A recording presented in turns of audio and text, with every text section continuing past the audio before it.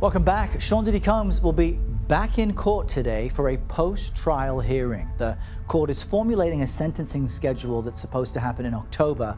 The hearing comes less than a week after Combs was convicted of 2 of the 5 criminal charges in his trafficking and racketeering case. These people need to say that, see it for themselves, research it, dig on it, and not understand that the justice system is rigged. And we've been saying that since the beginning. We went through court cases. We went through private investigators. This is how we have the insurance and the documents and the things and the receipts that we have, because we have been through this so many times before, where the victim is the one who gets the most hail and the predators walk. The amount of people that you've seen, I want you to stop and think about how many people. Motherfuckers be gay in Hollywood, you never expected.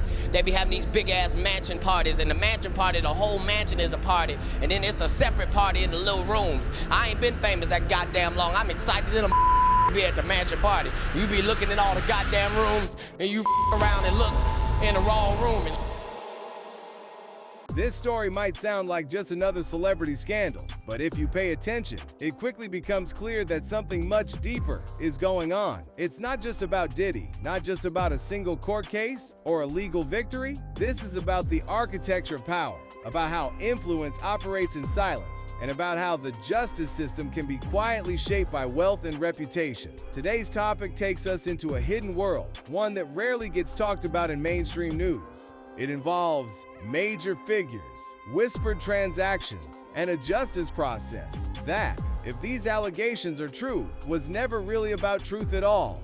At the center of it are 2 people willing to speak out, Katt Williams and Ali Carter. Their voices, though very different in style and tone, point to a common concern: that the public only sees the performance, while the real decisions are made behind closed doors. So, in this video, we're going to walk through what Ali Carter is claiming, why Katt Williams' past warnings suddenly make more sense, and what this entire situation suggests about how far money and relationships can go when someone needs to stay out of jail. Let's start with the headline. According to Ali Carter, Sean Diddy Combs allegedly paid $50 million to make his RICO charges disappear, not through legal loopholes or courtroom arguments, but by influencing the people involved in the trial. And not in an obvious way. The claim is that these payments were made to families of jurors, not directly, but disguised as donations sent through the front door of a local church. So when I got out, I was just out, and I was on a whole other level of, it didn't matter. It didn't matter because I knew there was nothing I could do. It didn't matter because I knew this would happen. If I ever tried to tell, I knew nobody would hear me. Just the same way nobody tried to hear me when I was a child. The same way the authorities and the adults that were supposed to protect me, they did not. They were protected by the predators. My mom has been fighting for me for a very long time. I met her when I was 14, 15. She didn't get to adopt me until I was 19 because at the time nobody wanted me, but nobody could. If you've counted the cost, and some people are like, what does that mean? We don't need your money, but your presence is powerful. If we're in your area and you can caravan with us if we need to get to one spot to another, if you can stand and be a witness. There's angels that have, we sleep in our car and live in our car, but there's angels that have followed us to a gas station and we told them we sleeping right here, so they've slept in their car right next to us because all hell was breaking loose. But if you've counted the cost, you know that what's meant for me will probably come at you. This is a historical evil. This is decades worth of evil. So nobody is going to take this lightly. Okay, I don't know what's going to happen. I do know that this is the hill that we die on. There are some people who are really upset by us saying what we are about to say. There are some people that are really upset that if this arrest goes through with the females I'm thinking it's supposed to go through with, some people really love Ellen and Oprah and Whoopi herself. MK Ultra is not a joke. Somebody has the remote to somebody else's brain.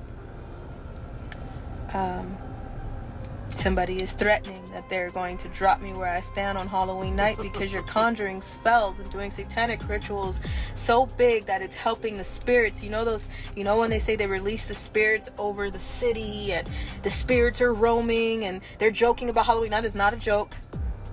That is not a joke at all. They are conjuring the hell out of demons. Some people are into witchcraft. I know there's some people that are into witchcraft on here. We talked about this. We don't do that. We don't play with that stuff. But we appreciate that you're sitting here and you're doing something for the children. You're trying to listen for the children. But we don't need your problems. We got enough, as you can see. But that is not a joke. It's not a joke at all. When you understand how spirits work, it's not a joke. CERN works, it's not a joke.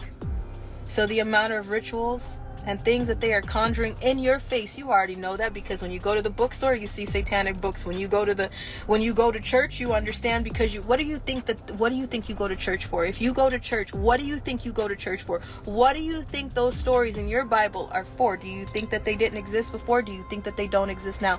That is your war manual to exactly what is happening right now.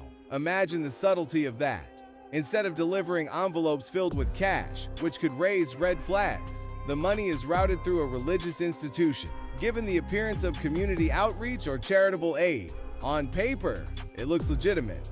In reality, if Carter is to be believed, it was part of a highly calculated plan to buy influence without anyone noticing.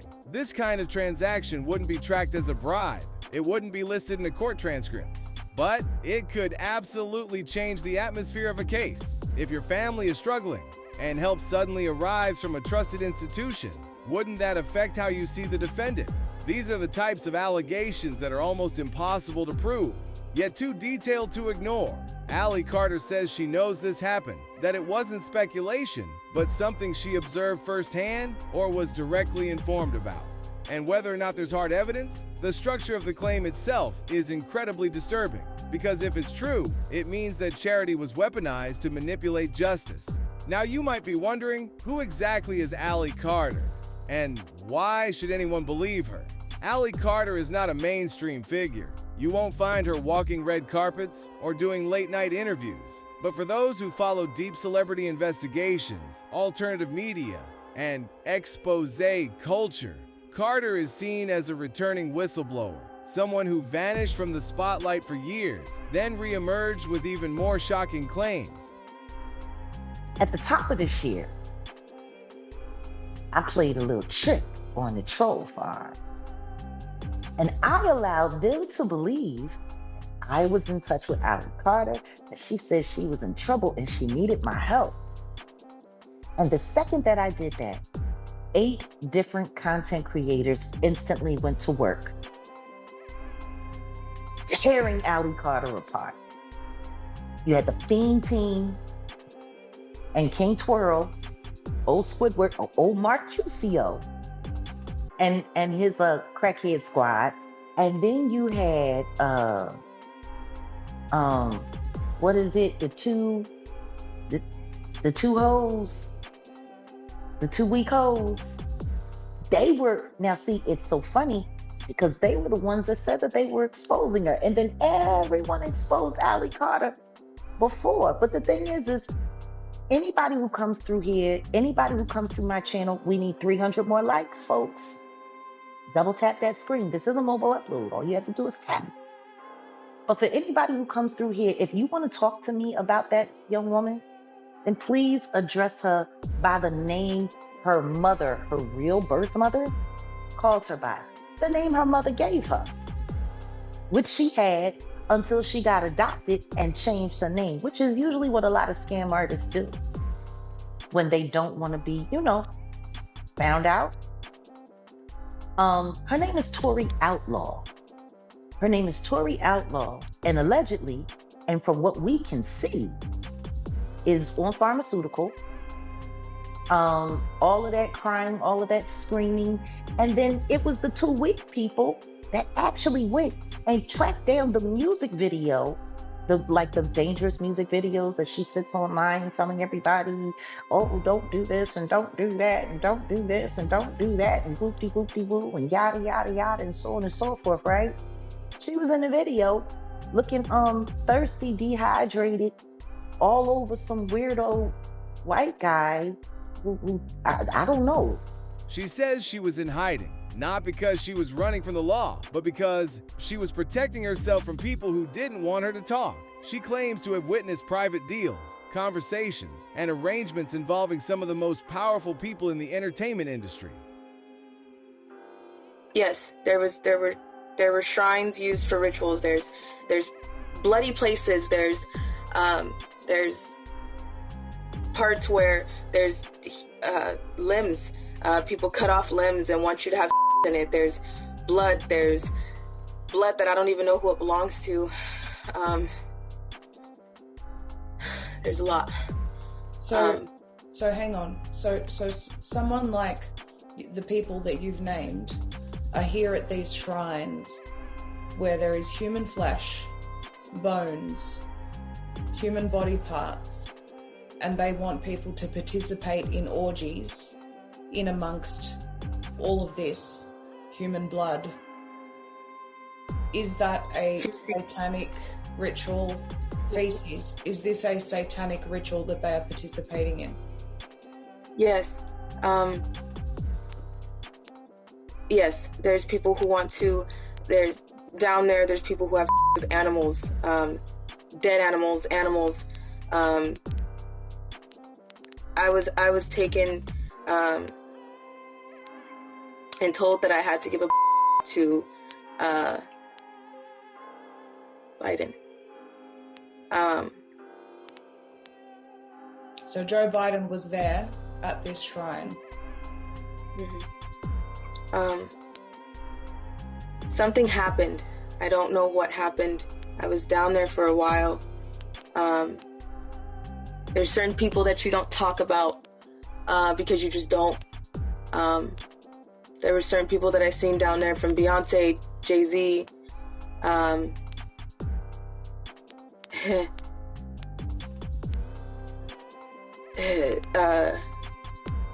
You don't tell on P. Diddy, but P. Diddy.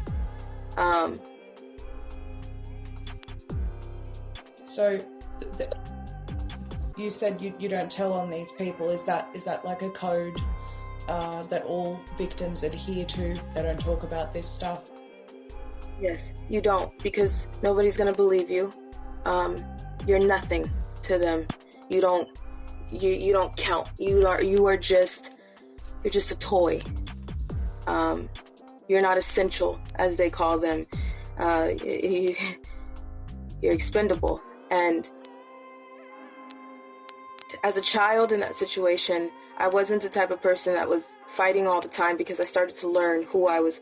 I started to learn my pimp. I started to learn what I was in. I started to learn that you don't fight. You watch what you say, you watch what you do.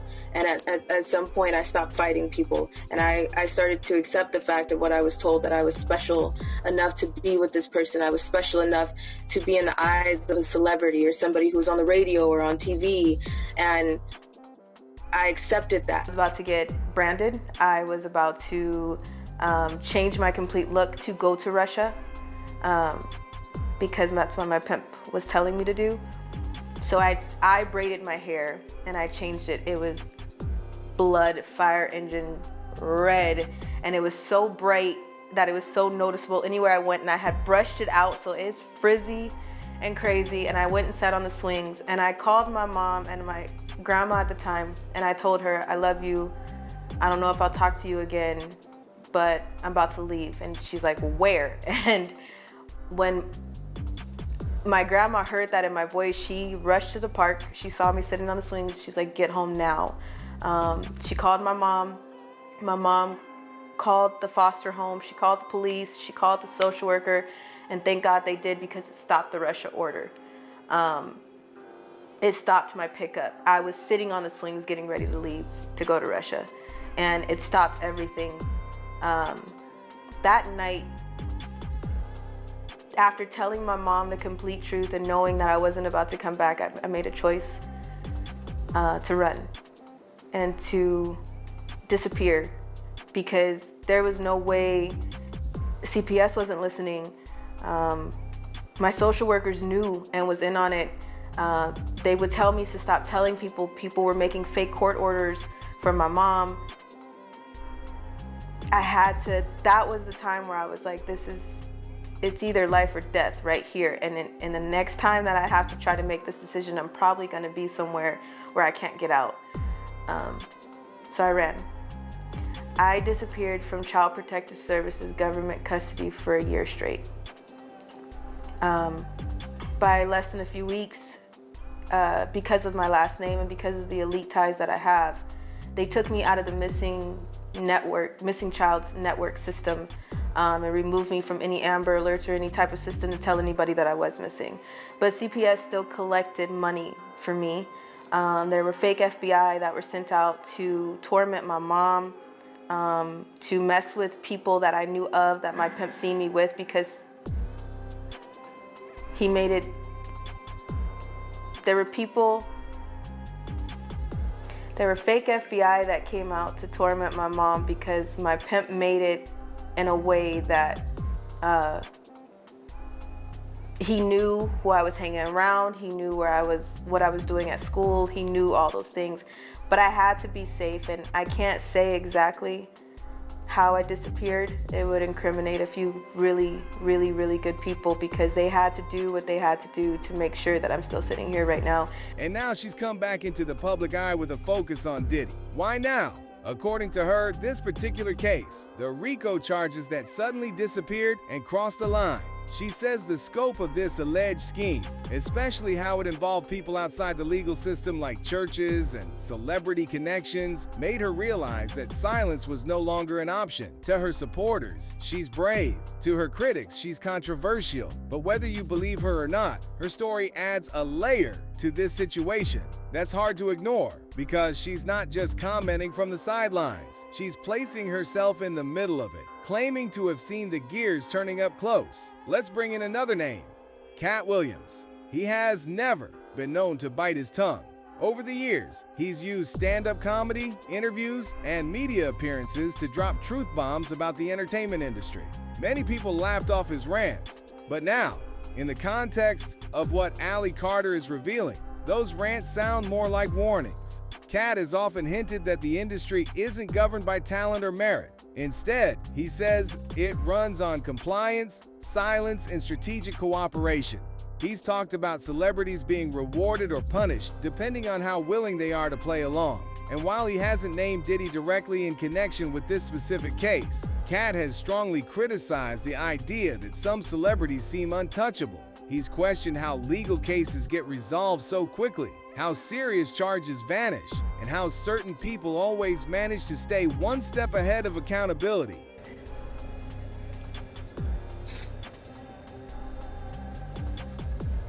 It's not the way I wanted to come on this live. I'm tired.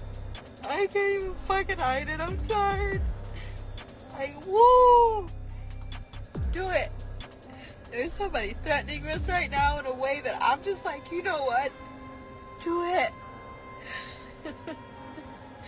Do it. Do you understand what I'm saying? Do it. Do it. You can't take any more that you have already taken. So do it. Do it.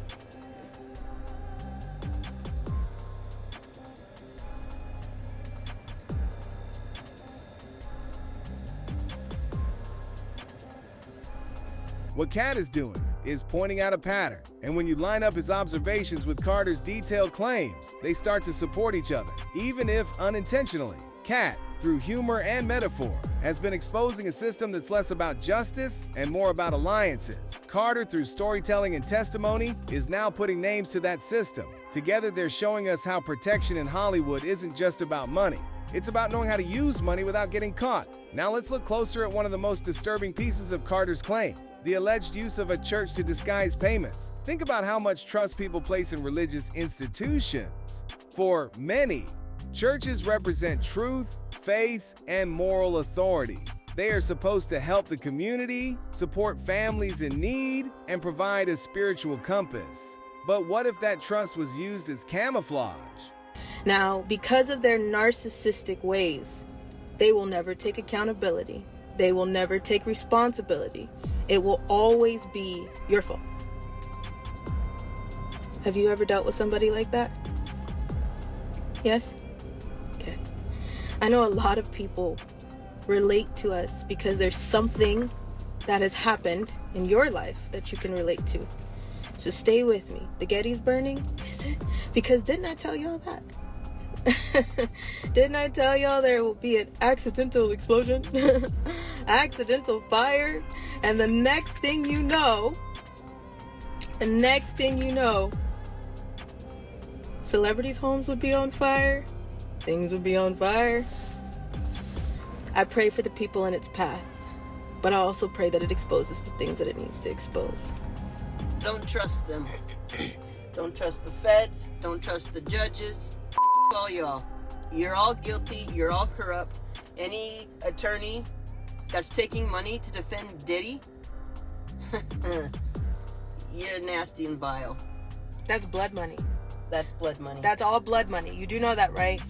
Whether you take money from him to shut up, whether you take money from him for period, that's blood money. I don't want anybody's money. Not even Lassane. And let me make something very clear. Even though it runs in my family, you can't fake your death. That is expensive. We don't have that money. We don't have the military involvement. We are not working with white hats. We are working with everyday people who can come out and do something when they can. Who can come out and say, I can be security when I can. Who can come and cover us when they can. But that's not all the time. Right now, we by ourselves. We could call on some angels. Yes. These are everyday people. They're not white hats. Get it straight. There's no witness protection program because how well is the Secret Service doing protecting your former president? They not even doing their damn job. Even the photographer can get the shot, and including the people that can get the shot. Let's be real. Don't do the Lassane. Don't do that either. You want to know why? Because that all circles back to the military. That all circles back to fake arrest. That all circles back to lies. And not everybody can fake their death. Even though some of y'all are sitting pretty, trying to make the excuse of, oh, well, they were so evil, I was just trying to be undercover. No. My face is out there. You little punk. My face is out there. You No, and I see a lot of you people out there like, oh, they faked their death and they're gonna come back. No. Carter says that the church was used as a financial channel, that Diddy's money didn't go straight to jurors' families, but passed through a ministry or religious nonprofit, giving it a clean, untouchable look. She says this was deliberate, that the people running the church understood the game and willingly played their part. If this is accurate, it represents a deep ethical violation, not just of the legal system, but of the spiritual and social contract between churches and the communities they serve. It takes a place of refuge and turns it into a tool for quiet corruption. Carter's claims here should make people uncomfortable, because if this happened once, it could happen again. And not just in this case, but in others, where money, influence, and faith intersect. Here's where the story pulls in another set of high-profile names, the Kardashian family. Ally Carter doesn't accuse them of any direct wrongdoing, but she suggests that they may have played a supporting role, possibly helping to keep things quiet or redirect attention. The details are vague, but Carter hints that their influence, resources, or social positioning could have helped ease the path for this alleged operation. Video number 88, referencing Oprah Winfrey.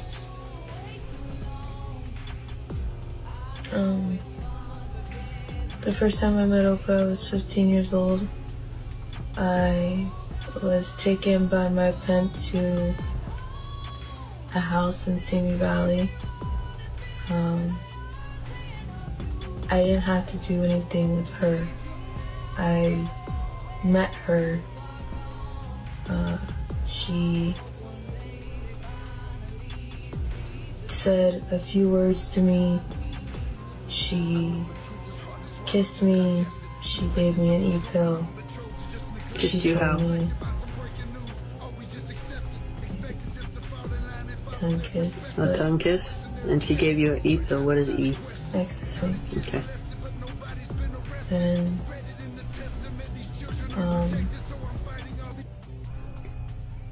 I had to have with someone she said moves money. That's all she told me. By the time I got in there with him, I was really high. So I didn't have anything to do. Did she comment on your physical appearance? Yeah, she said I had a nice smile. Did she ask you to call her anything in particular? Auntie. Who else was there with you? One of the girls from the school that I went to. Which school was that? Carter High School. Carter High School? In Fontana, California.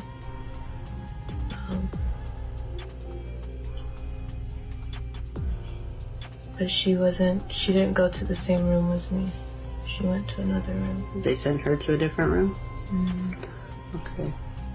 Why the Kardashians? Some people find the idea surprising, others don't. After all, this family is deeply connected, financially, socially, and politically. They know attorneys, media executives, law enforcement leaders. Their ability to protect themselves and their allies has long been part of their image, even if it's never said out loud.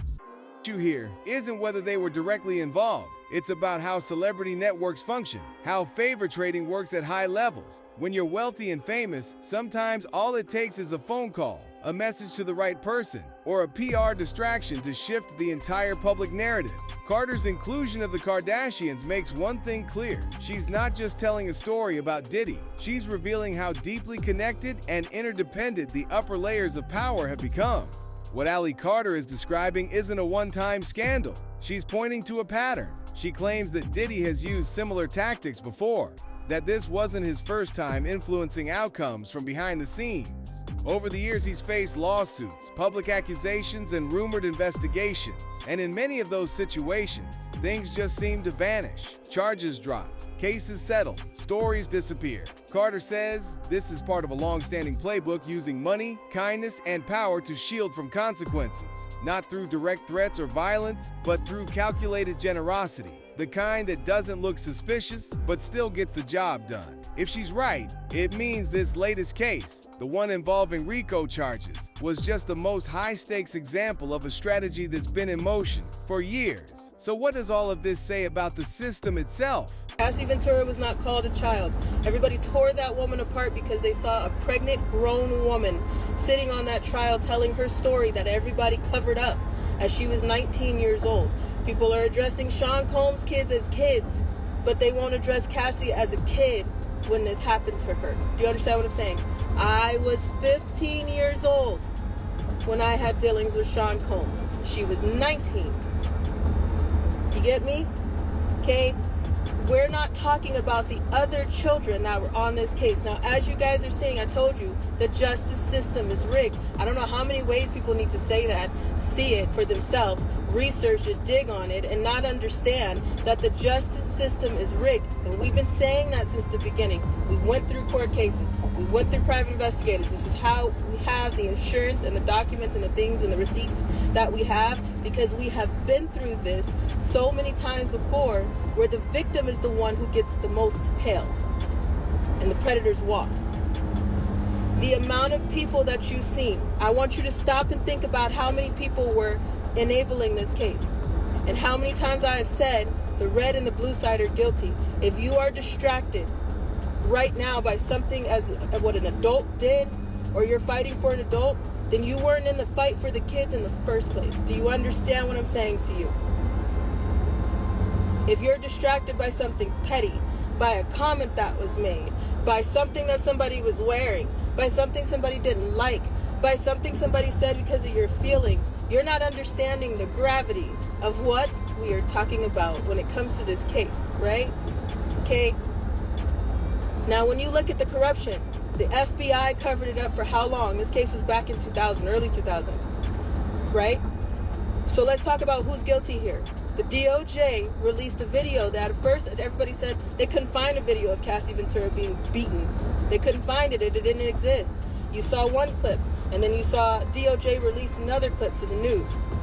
So the DOJ has that clip to begin with. So the people who are telling you that they don't have the Epstein file, they're full of shit. What other way do you want me to explain that? They're lying to you. The ones that are telling you, Pam Bondi, that she only had a little bit,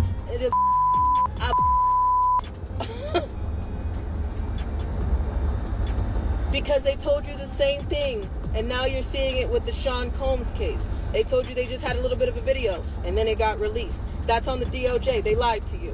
They told you that nothing happened, that this man, Sean Combs, was just this rap mogul that everybody loved. No, he couldn't have hurt nobody. He couldn't have did anything. And then all this stuff came out. Well, he did that. But yeah, he couldn't have did anything else. And then something else came out. Okay, well, maybe he did that too. But he couldn't have did anything else. And then something else comes out. How many people did you hear say, I left the party early? I knew about I knew about children being there. I knew about him beating the hell out of females. I knew about the parties going on with multiple people, so it wasn't just Sean Combs. I knew about all of that, but I left early, so guilty. How many people did you hear say about Cassie Ventura that I knew that she was being I knew this was wrong. I knew what he was doing, but I'm just now speaking about it. Guilty. Coward. How many maids did it take to clean up a penthouse suite? Know that there was blood and glass everywhere. If even part of what Carter claims is true, it means the justice system can be circumvented, that the rules don't apply equally, that with the right money, network, and cover, even the most serious charges can be neutralized before a trial even begins. The Reicho Act is no joke. It's designed to bring down organized crime, to punish patterns of illegal activity carried out by powerful groups. So if someone can walk away from a RICO case without facing real consequences, and if they did it by donating to jurors' families through a church, that means the very law designed to catch corruption may itself be compromised. It raises a terrifying question. What happens when the law is no longer the highest authority? What happens when influence, not evidence, determines the outcome? There are people who know more about this case, people who were present, who saw things, heard things, maybe even helped coordinate behind the scenes. But most of them aren't talking. Why? Some may have been paid, others might be scared, and a few might genuinely believe that silence protects them more than truth ever could. This silence has a cost. It lets injustice continue. It leaves the public misinformed, and it protects a system where money doesn't just talk, it writes the script.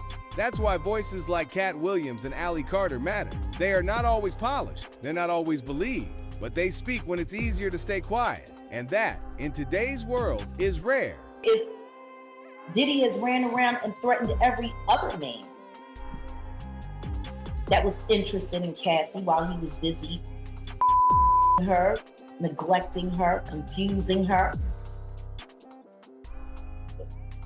why wouldn't we think that he put the moves on Ryan Leslie? I thought it was interesting when he did Drink Champs, because he just recently, not that long ago, did a Drink Champ interview with Nori and them over on the Peer Pressure podcast. I was shocked to see that. I didn't understand the relevance. I didn't understand why he would do anything for a network that was affiliated with Diddy. I didn't get it. Didn't make any sense to me. Not at all. But what I do know is this. Diddy has a history of bullying women into relationships with him and bullying men away from the women that he desires to possess.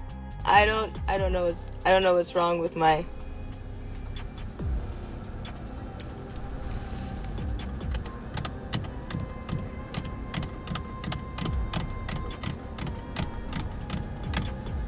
I was a party favor.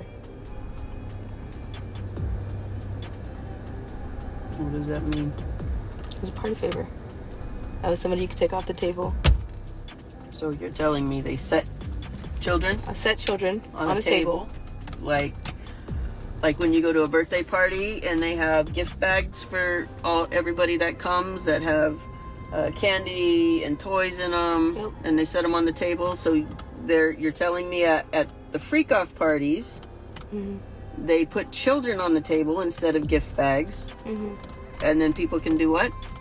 Take you off the table and have with you, even though it's against the rules to do certain things like or full house sex. Sometimes that's against the rules. Like for me, that was against the rules, but that didn't matter. That did not matter. So they come choose you off the table, do whatever they want with you, and then what happens? Then they put you back on the table. They put you back on the table for somebody else to come choose you? Okay. That's called a party favor effect. That's just one of the little things that go on at the freak off parties with children. Were there animals there? Goats. Did they turn the animals loose on the kids? Yeah. And if you got sick and threw up because it was so disgusting, what happened? You had to eat it. You had to eat your vomit if you threw up. That's Satanic Rituals. Diddy was at this party? Denzel Washington was at this party? Yep. Birdman was at this party? Yes, he was. And Young Jock? Yep. And you're telling me Denzel was there and it was after 1 o'clock when he supposedly left? And beanie, socks, and a gold chain. So you're telling me Denzel Washington was butt? He had a beanie on, socks on, and a gold chain, and that's it. In front of children. Yep. Funny. Because he sure portrays himself to be holier than thou. Yep. So a lot of them do.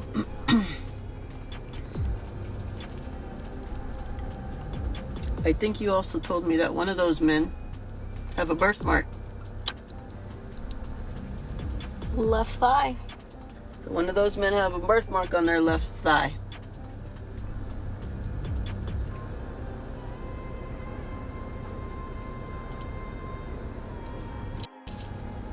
Yep.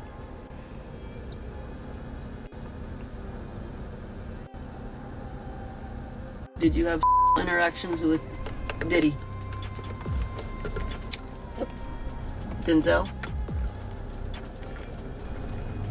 And I know we don't tell on Denzel. You might not tell on Denzel, but your mama gonna tell on everybody. I ain't keeping no secrets. In the end, this story was never just about Sean Combs. It's about a system that rewards loyalty, shields the powerful, and punishes anyone who dares to tell the truth. Katt Williams has always been loud, even when no one was listening. Allie Carter has come back, knowing full well what it might cost her. Together, they're reminding us that what we see in court is not always the full truth, because the real decisions aren't made in courtrooms. They're made in boardrooms, back rooms, and bank accounts. So here's the question we're left with. If justice can be bought, then who's really safe from injustice? Let us know what you think in the comments below. If you like this video, hit that subscribe button so that you never miss out on any new videos. And until then, fam, keep it real.